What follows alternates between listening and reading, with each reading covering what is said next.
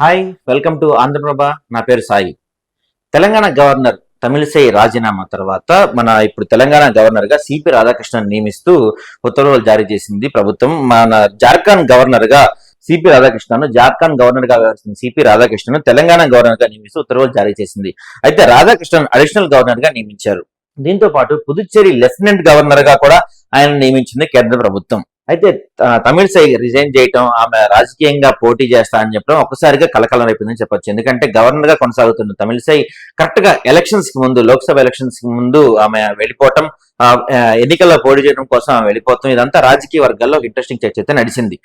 ఎందుకంటే సడన్ గా ఎలక్షన్స్ కి ఇంకొన్ని రోజుల్లో ఉండడంతో ఆమె ఇప్పుడు సడన్ గా నిర్ణయం తీసుకోవడంతో కొత్త గవర్నర్ నియమించడానికి అవకాశం ఉంది. ఎందుకంటే election commission already election notification already అమల్లో ఉంది, ఎలక్షన్ కోడ్ అమల్లో ఉండడంతో కొత్త గవర్నర్ నియామకం జరగకూడదు.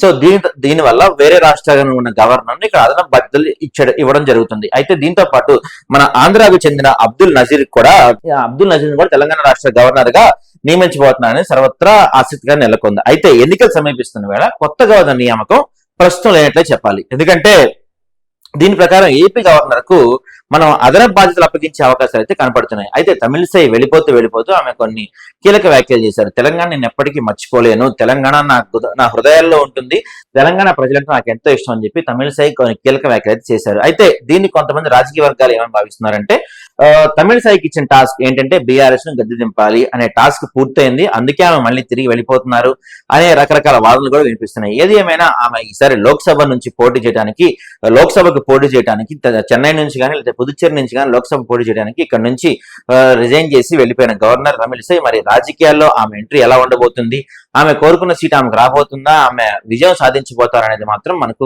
మరికొన్ని రోజులు తెలియనుంది.